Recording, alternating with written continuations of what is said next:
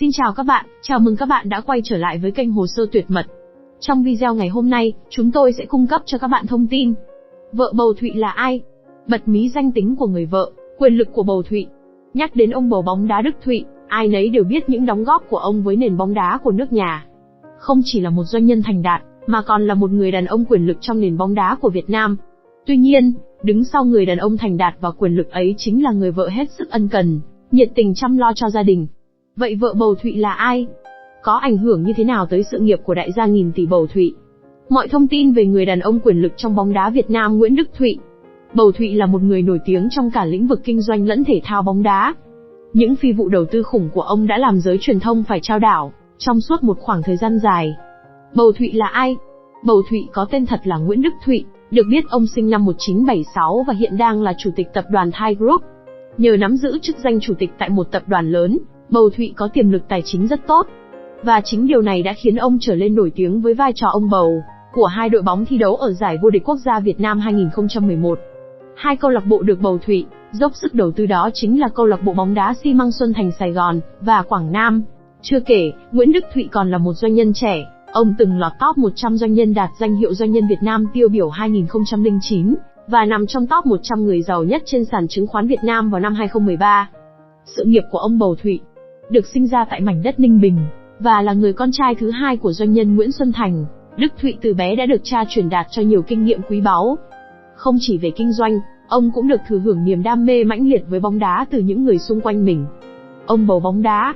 Sự nghiệp trở thành ông bầu bóng đá của Đức Thụy bắt đầu từ cuối năm 2010, sau khi không thể đưa Xuân Thành Hà Tĩnh thăng hạng nhất bằng cửa chính, tập đoàn Xuân Thành đã mua lại suất chơi giải hạng nhất mùa tới của Hòa Phát B và V1. Sau đó, đội bóng này đã đổi tên thành Sài Gòn Xuân Thành và lựa chọn thành phố Hồ Chí Minh làm đại bản doanh.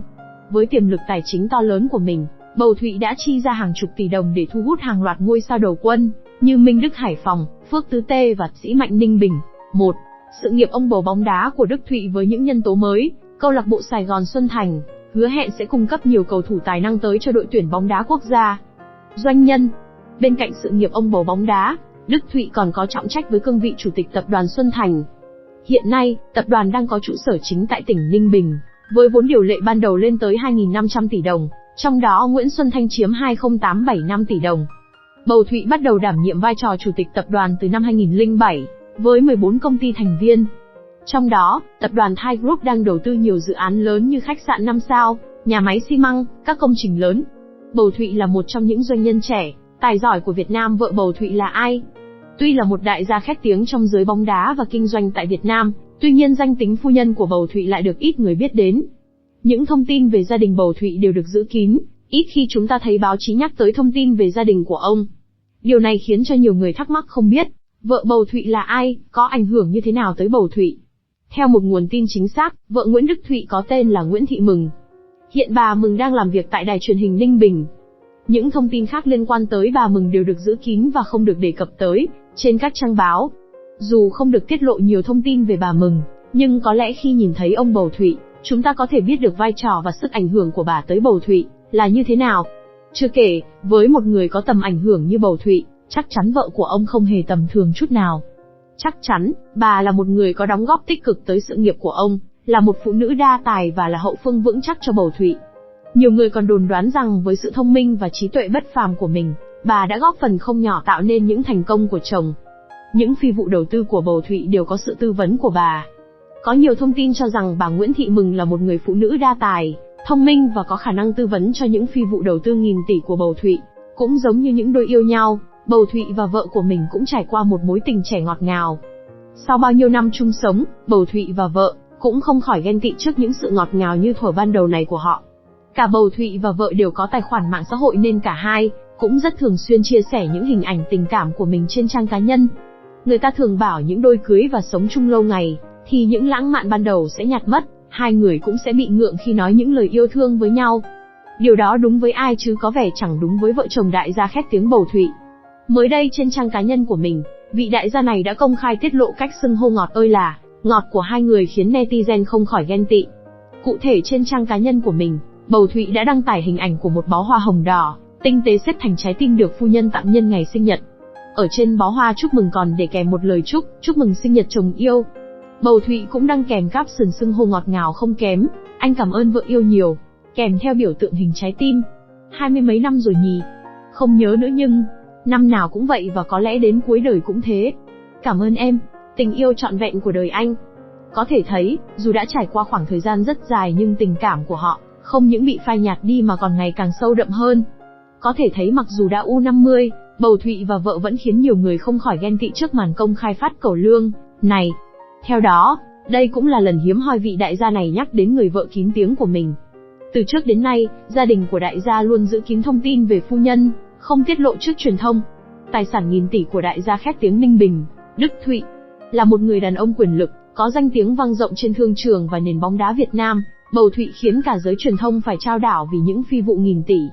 Chắc hẳn mọi người luôn thắc mắc không biết đại gia Bầu Thụy giàu cỡ nào đúng không? Hãy cùng chúng tôi đi khám phá khối tài sản cách xù của đại gia khét tiếng Ninh Bình, ở dưới đây nhé. Hàng loạt bất động sản nổi tiếng. Không chỉ hoạt động trong lĩnh vực kinh doanh, ông bầu bóng đá, Đức Thụy cũng lấn sang cả lĩnh vực bất động sản khiến cho giới truyền thông phải nhắc tới nhiều lần. Đó là khi Bầu Thụy quyết định chi mạnh hơn 1.000 tỷ đồng mua một nửa khu đất vàng khách sạn Kim Liên. Bầu Thụy trở nên nổi tiếng với giới truyền thông với thương vụ khách sạn Kim Liên được biết rằng, vào thời điểm lúc đó Thai Group được đánh giá có nhiều tiềm năng trong cuộc đua này. Số tiền mà Bầu Thụy chi ra cao hơn nhiều so với 19 tổ chức và 15 cá nhân khác để mua đấu giá chọn lô 52.4% công ty du lịch Kim Liên. Nhiều báo chí đã đưa tin rằng đây là một quyết định điên rồ của Bầu Thụy khi chi mạnh tay như vậy.